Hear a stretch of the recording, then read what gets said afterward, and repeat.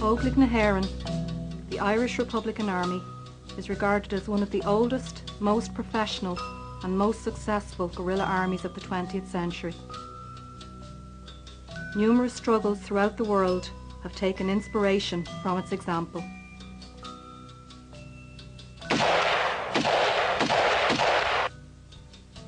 Even their enemies, in secret captured documents, have described the IRA as a dedicated, committed and formidable foe. For the past 30 years, the IRA has fought a successful guerrilla war against one of the largest European powers. Who is this army, and where did it come from?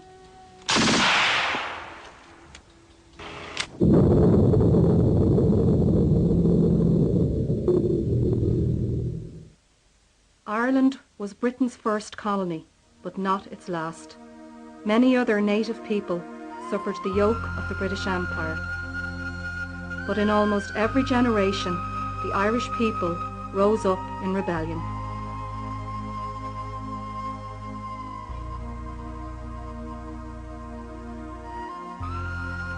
The land today is dotted with the remains of forts built to keep watch over the unruly Irish.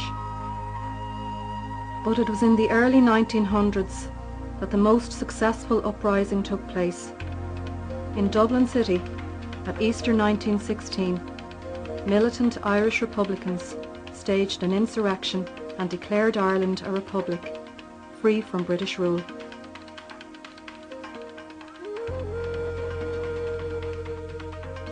The insurrection was short-lived. Leaders of the rising were arrested, imprisoned, then executed. But their actions and sacrifice touched a deep nerve among the Irish people and inspired a new generation.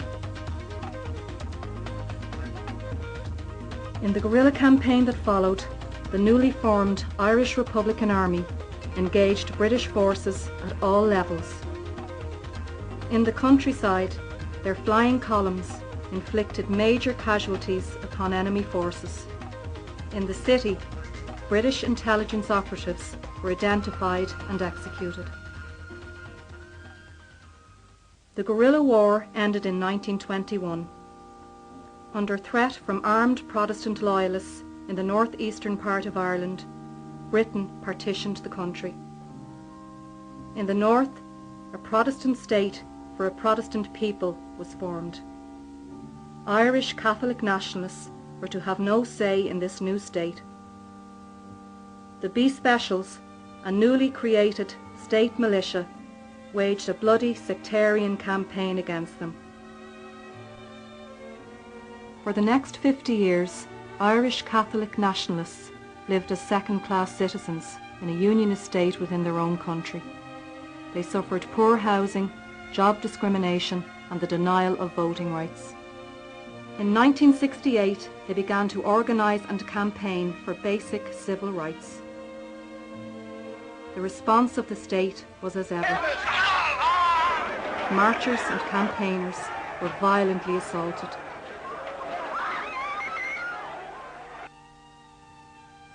Catholic areas were invaded and entire streets burned out.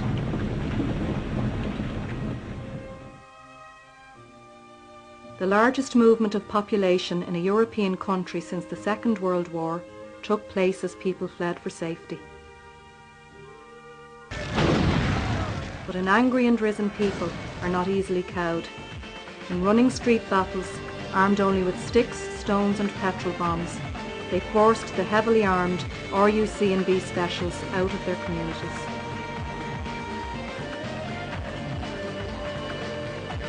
With their police and militias under pressure, the state called in the British Army.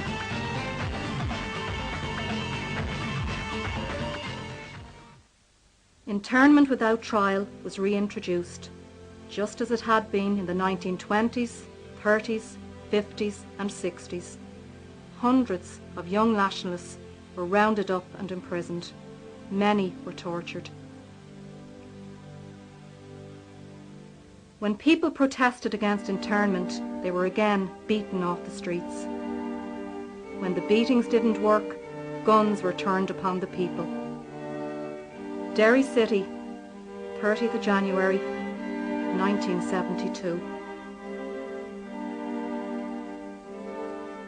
14 people were murdered on a Sunday afternoon by British paratroops. The British government and the Northern Unionist state had effectively declared war upon the nationalist people, and they responded. The battle lines were clearly drawn. Irish Republicans wanted a socialist democratic republic free from British interference. Britain wanted to maintain the status quo in Ireland. To do so meant increasing repression, building more prisons, more lookout posts, more military barracks, deploying more troops and police.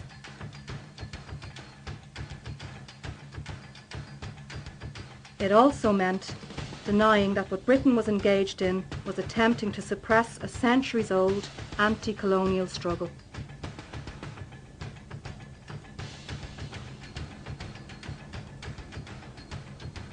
Captured volunteers were now to be treated as common criminals and not political prisoners. Political prisoners! We want political status!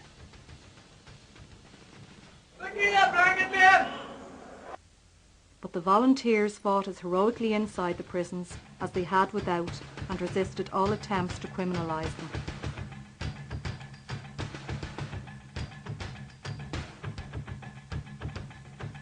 On the outside, the IRA had gone through a major transformation. Now organised into small units under a central command system, they became more secretive, more efficient, and ultimately much more effective.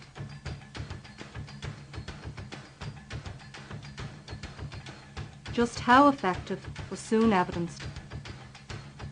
On the 27th of August 1979, the IRA killed 18 members of the British Parachute Regiment in an elaborate military operation off Narrow Water, County Down. This was the British Army's highest casualty rate from one operation, since 22 were killed in the Israeli invasion of Egypt in 1956. Within the prisons, the volunteers' protest came to a height in 1980 and 81 when they embarked upon a hunger strike. The community rallied behind them as ever. During the fast, one of the volunteers, Bobby Sands, was elected a member of the British Parliament. Another volunteer, Kieran Doherty, was elected a member of the Irish Parliament. It didn't save their lives though. In all, 10 prisoners died on hunger strike before their main demand was met.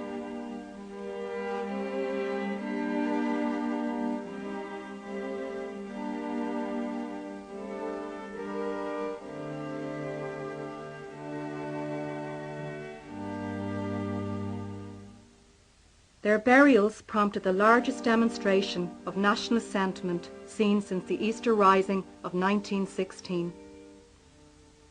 They also had an impact outside of Ireland. In the USA, there were marches in New York, Boston, Chicago, and San Francisco. The state of Rhode Island declared a day of mourning. The Longshoremen's Union blacked all British ships on the day of the funeral. The Portuguese Parliament observed a minute's silence, as did the Indian Parliament. In France and Iran, 2 streets were renamed Bobby Sands Street. The state and its military forces were shocked and outraged by such open displays of popular support for the guerrilla fighters. Unable to identify or capture the volunteers, they attacked the people who sustained them. With plastic bullets and live ammunition, they killed 16 people during the period of the hunger strike, 5 of them children. In the month of May alone, 1 plastic bullet was fired every several seconds. The IRA hit back. 8 British soldiers, 14 members of the RUC police force and 6 members of the local militia, the UDR, were killed that summer. The state was shaken to its core. Not only had it a guerrilla army to contend with, it now had a politically organised mass of people on the streets. In elections, Sinn Féin, the Republican political party, won resounding victories. The state responded with more repression. Elected representatives of Sinn Féin were banned from the airwaves. Dozens of people were imprisoned through the use of paid informants.